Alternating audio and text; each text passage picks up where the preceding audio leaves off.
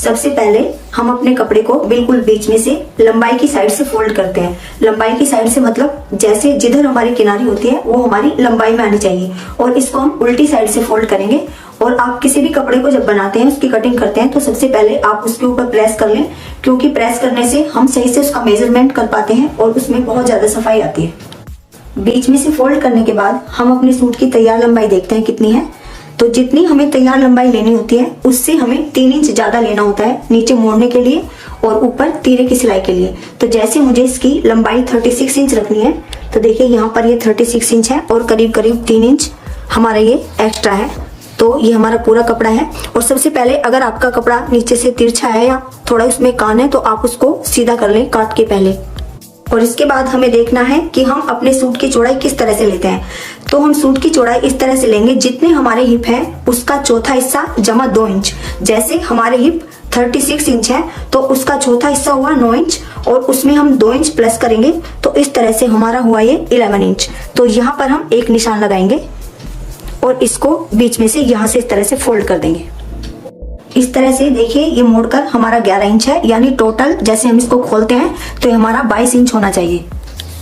और इसके बाद सबसे पहले हम अपने तीरे का निशान लगाते हैं। तो यहाँ मैं आपको एक बात बताना चाहती हूँ कि जरूरी नहीं है आप दुबले पतले हैं तो आपका तीरा कम होगा और आप हेल्दी हैं तो आपका तीरा ज्यादा होगा, बल्कि ये डिपेंड करता है इस चीज पर कि आप गले कैसे पहनते हैं, यानी गले छोटे पहनते हैं बड़े पहनते हैं, तो इस चीज पर ये डिपेंड करता है।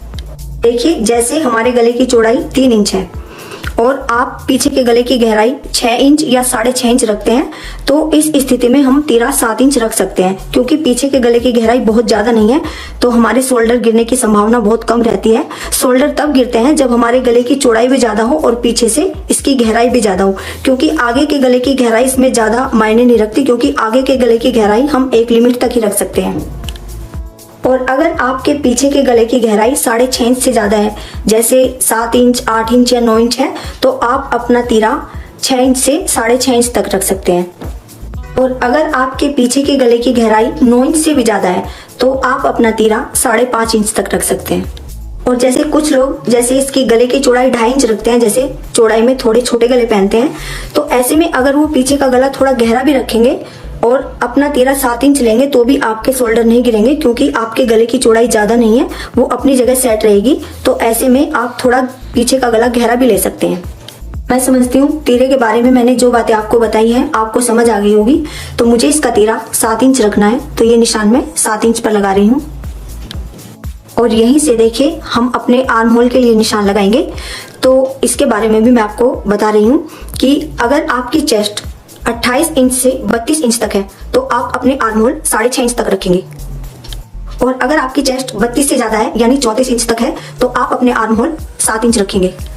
और अगर आपकी चेस्ट 34 इंच से ज्यादा है तो आप अपने आर्म होल 7.5 इंच रखेंगे।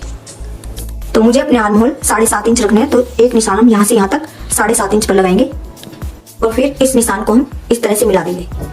देखिए यहाँ से करीब 1.5 इंच पर हम एक निशान लगाएंगे और इसको इस तरह से गोलाई देंगे। और यहीं से देखिए इस लाइन से यहाँ पर आधा इंच का एक निशान लगाएंगे और उसको इस तरह से मिलाएंगे। ये हमारे आगे के मुड्ढों की गहराई होगी। और इसको देखिए इस तरह से यहाँ पर इस तरह से मिलाएंगे। और उसके बाद हम यहाँ से एक निशान 7 इंच पर लगाएंगे जो हमारी कमर के लिए होगा, और एक निशान हम 13.5 इंच से 14.5 इंच तक कहीं भी लगा सकते हैं। तो ये डिपेंड करता है इस चीज पर कि आप चाक कैसे पहनते हैं, छोटे या बड़े। तो ये निशान मैं 14 इंच पर लगा रही हूँ जो हमारी हिप के लिए होगा। अब यहाँ से देखिए इस जगह से हम अपनी चेस्ट के लिए निशान लगाएंगे। तो जैसे हमारी चेस्ट 36 इंच है तो उसका चौथा हिस्सा हम यहाँ पर लगाएंगे, तो ये हुआ हमारा 9 इंच। तो ये निशान हम 9 इंच पर लगाएंगे। इसके बाद देखिए जो हमने यहाँ पर ये 7 इंच पर कमर के लिए निशान लगाया है, यहाँ पर हम कमर का नाप लगाएंगे। जैसे हमारी कमर 32 इंच है तो ये निशान हम 8 इंच पर लगाएंगे, उसका चौथा हिस्सा हुआ 8 इंच, इस तरह से। और इसके बाद जो हमने हिप के लिए निशान लगाया है, यहाँ पर हम हिप के लिए निशान लगाएंगे। जैसे हमारे हिप 36 इंच है तो उसमें भी हम चौथा हिस्सा लेंगे, तो ये हुआ हमारा 9 इंच। ये निशान हम 9 इंच पर लगाएंगे। और इसके बाद देखिए इन निशानों को हम इस तरह से मिला देंगे। और ये निशान लगाने के बाद हम बाहर से 1.5 से 2 इंच पर इस तरह से निशान लगाएंगे। ये हमारी कटिंग के लिए होगा। और यहाँ पर अगर आपको लगता है कि कपड़ा ज्यादा है, जो हमारा ये हिप के लिए निशान है, तो आप यहाँ से थोड़ा सा कम कर दें ताकि हमें यहाँ से चाक मोड़ने में सुविधा रहे। इस तरह से इसको थोड़ा सा ज्यादा काट लें। और देखिए इसके बाद हम अपने गले की चौड़ाई के लिए एक निशान लगाएंगे। जैसे मुझे इसकी चौड़ाई 3 इंच रखनी है तो यहाँ पर हम एक 3 इंच पर एक निशान लगाएंगे और यहाँ से हम थोड़ी सी मुड्ढों की साइड इस तरह से शेप देंगे।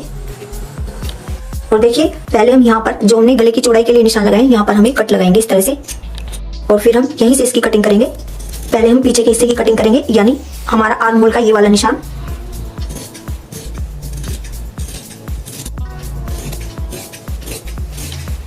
और इसके बाद हम अपना पीछे का हिस्सा अलग कर देते हैं और इसके बाद हम अपने आगे की मुड्ढों की कटिंग कर देते हैं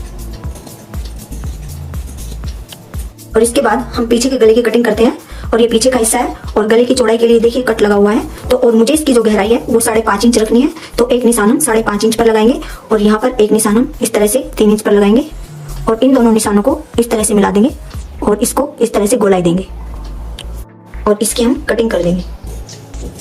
और ये कपड़ा हमारे सूट की साइड में से जो बचा हुआ था वो मैंने ये देखिए इस तरह से ले लिया है और इसकी हमें बाजू निकालनी है तो इसको मैंने पूरा खोला हुआ है और आप अपनी पसंद के अकॉर्डिंग आधी बाजू या पूरी बाजू जैसे आपको निकालनी है उसके अकॉर्डिंग आप इसको इस तरह से बीच में से फोल्ड करके कहीं से भी आप इसमें से बाजू निकाल सकते हैं। कि मैंने बाजू के लिए कपड़ा निकाल लिया है और इसको देखिए इस तरह से मुझे इसमें से आधी बाजू बनानी है तो इसको इस तरह से बीच में से फोल्ड करेंगे और आधी बाजू और पूरी बाजू बिल्कुल सेम तरीके से करते हैं, केवल उसमें लंबाई का फर्क होता है। बाजू की लंबाई हम इस तरह से लेते हैं, जितनी हमारी बाजू की तैयार लंबाई होती है उससे 1.5 से 2 इंच हमें ज्यादा लेना होता है आगे मोड़ने के लिए और इधर मुड्ढों की सिलाई के लिए। और जो बाजू की चौड़ाई हम लेते हैं जितने हमारे आर्म होल होते हैं उससे हमें 1.5 इंच ज्यादा लेनी होती है। जैसे हमारे आर्म होल 7.5 इंच है तो ये हमें 9 इंच लेनी है। और इसके बाद देखिए जो हमारी खुली साइड है इधर हम 3 इंच पर एक निशान लगाएंगे और इस निशान को इस तरह से यहाँ पर मिला देंगे और इसके बाद जितनी हमारी बाजू की तैयार लंबाई है एक निशान हम वहां पर लगाएंगे और इसको बिल्कुल सीधा इस तरह से मोड़ देंगे। और इसके बाद हम अपनी बाजू की चौड़ाई के लिए निशान लगाएंगे। जैसे हमारे बाजू की आगे से गोलाई 12 इंच है तो 12 का आधा हिस्सा हुआ 6 इंच तो एक निशान हम 6 इंच पर लगाएंगे और यहीं से 1.5 से 2 इंच हम कटिंग के लिए रखेंगे इस तरह से और फिर इन दोनों निशानों को इस तरह से मिला देंगे और फिर हम इसकी इस तरह से कटिंग करेंगे।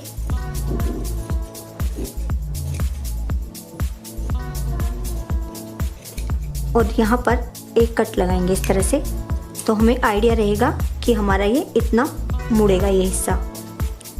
और हम अपनी बाजू के बीच में यहाँ पर एक कट लगाएंगे। इसके बाद देखिए हम अपनी बाजू इस तरह से खोल लेते हैं और इसके दोनों सीधे हिस्से अंदर की साइड है और इस तरह से हम आधा इंच की आगे की तरफ शेप देंगे